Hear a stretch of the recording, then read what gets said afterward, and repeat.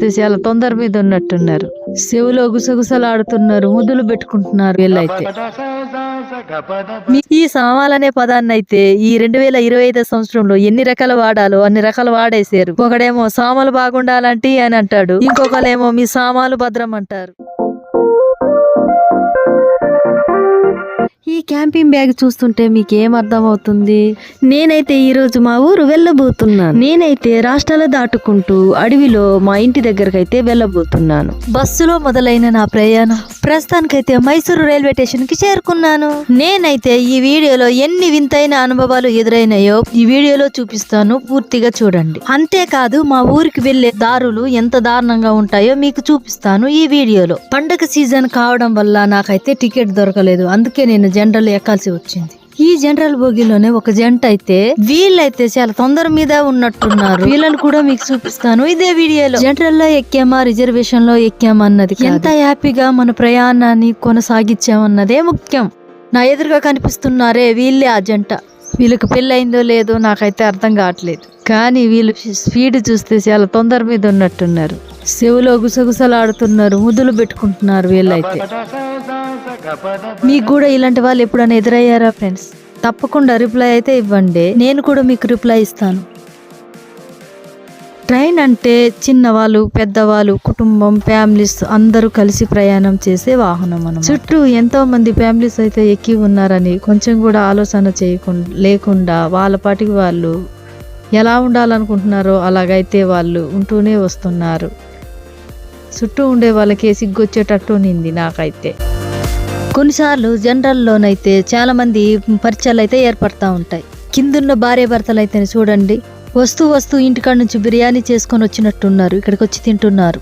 నేనైతే ఉన్న పలంగా ఆ రోజే బయలుదేరాల్సి వచ్చింది కాబట్టి నేనైతే ఏం ప్రిపేర్ చేసుకోలేదు ఫ్రెండ్స్.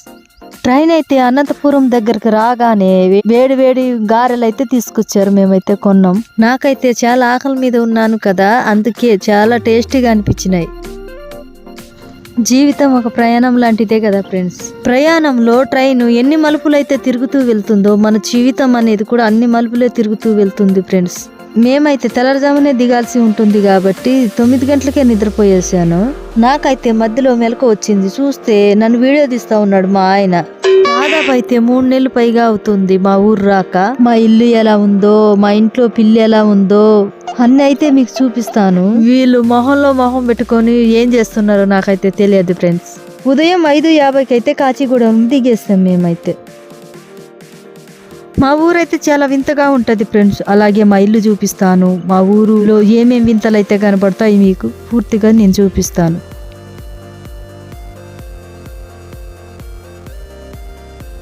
కాచిగూడ రైల్వే స్టేషన్ నుంచి బయటికైతే వస్తున్నాం.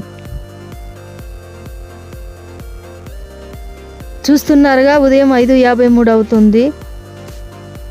మేమైతే బయటకు వచ్చి ఓబర్ అయితే బుక్ చేసాము. మైసూర్ కంటే తెలంగాణలో చాలా ఎక్కువ ఉంది ఫ్రెండ్స్. నాకైతే నవ్వు తెప్పించే విషయం ఒకటైతే నేను చూశాను ఈ బస్ స్టాండ్ లో. ఏంటి ఆ జోక్ అని అనుకుంటున్నారు కదా, అదేంటో ఇప్పుడు మీరే చూడండి.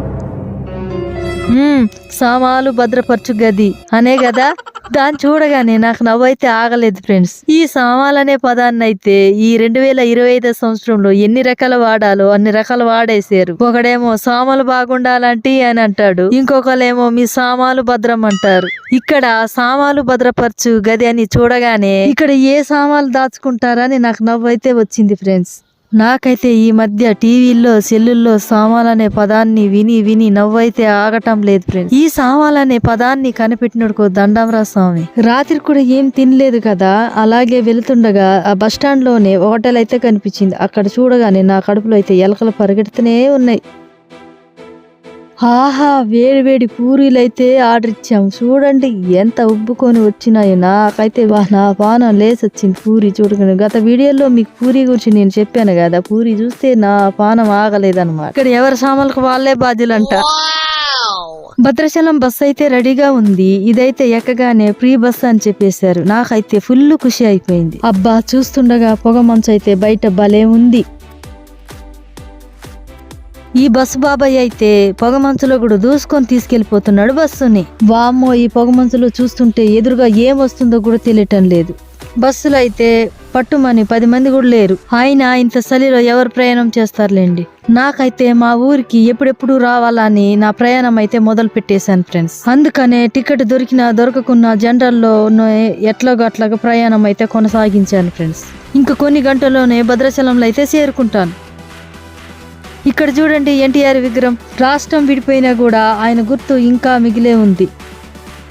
భద్రాచలం చేరుకొని మా తమ్ముడు వాళ్ళ రూమ్ కి అయితే వచ్చేసినాం. ఈ ఎర్రబుడ్డోడు చూడండి మా అల్లుడు. చాలా రోజులైంది కదా, అందుకే గుర్తుపట్టట్లేదు నన్ను అయితే. ఇదేనండి మా పుష్పరాజ్ కారు. ఇది మాదేనండి. దీంట్లోనే మా ఊరికి అయితే వెళ్ళబోతున్నాను.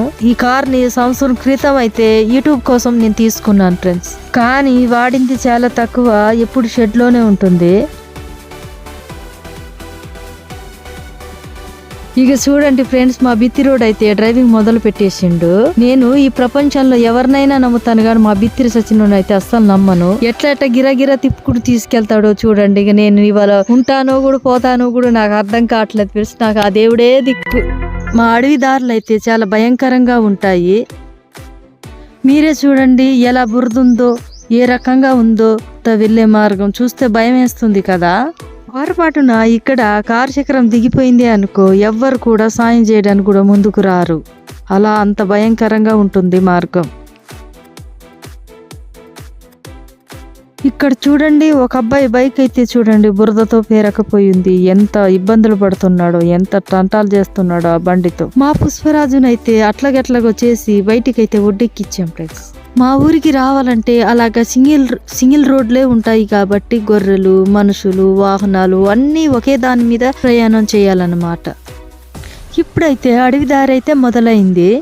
రాత్రిపూట అయితే ఈ అడవి దారి మధ్యలో నక్కలు, అడవి పందులు, తోడేళ్లు, అనేక రకమైన జంతువులు అయితే శబ్దాలు చేస్తుంటాయి. నేనైతే నెక్స్ట్ వీడియోలో క్యాంపింగ్ అయితే చేయబోతున్నాను ఫ్రెండ్స్. మీరు తప్పకుండా చూడండి ఫ్రెండ్స్. వెళ్తున్న దారిలో అయితే ఒక అతనైతే వెదురు బొంగులు సైకిల్ మీద కట్టుకొని వెళ్తున్నట్టుగా కనిపించాడు. వీళ్ళందరూ అడవి పుష్పరాజులే. అక్కడేమో చందనం ఉంటుంది, ఇక్కడేమో వెదురు ఉంటుంది. ఇక మిగతాదంతా సేమ్ టు సేమ్. ఇంటికైతే చేరాను. ఇక్కడ చూడండి ఒక వింతైన జంతువు అయితే చూపిస్తాను. ఇది మా పెంపుడు పిల్లి. ఇది ఒక రకంగా మా ఇంటి పులి అన్నమాట. మీకు వింతైన విషయం చెప్పనా? 3 నెలలు అయితే మేము ఇంట్లో లేకపోయినా కూడా ఇది ఎలా బ్రతికుందో మాకైతే అర్థం కావట్లేదు ఫ్రెండ్స్. ఎందుకంటే చుట్టుపక్కల వారు కూడా దీనికి ఎవరు అన్నం పెట్టరు, దొంగతనం చేస్తుందని. చూడండి మా దొంగ పిల్లి ఎలా చూస్తుందో. కానీ మాకు మాత్రం మంచి పిల్లే, ఎందుకంటే మా ఇంటి డాన్ అదే. మా ఇంట్లో ఎలగలు రాకుండా కాపాడేది ఇదేనమాట. భద్రాచలం నుంచి మా ఊరికి ఒకే ఒక బస్సు అయితే వస్తుంది. గతంలో బస్సునైతే తగులు పెట్టేశారు. ప్రస్తుతానికైతే భద్రాచలం నుంచి మా ఊరికి ఇది ఒక్క బస్సు అయితే తిరుగుతుంది. ఇప్పుడైతే నేను బస్సు దగ్గరికి వెళ్తున్నాను, మీకు చూపిస్తాను క్లియర్ గా. ఇదిగో చూసారా, పైదిగూడెం రాసింది బస్సు పైన. ఎలా అనిపించింది ఈ వీడియో? మీరైతే తప్పకుండా కామెంట్ అయితే చేయండి ఫ్రెండ్స్. నచ్చితే లైక్ అయితే ఇవ్వండి ఫ్రెండ్స్. మా ఊరిని, క్యాంపింగ్ ని చూపిస్తాను. కొత్తగా చూస్తుంటే ఫాలో కాండి.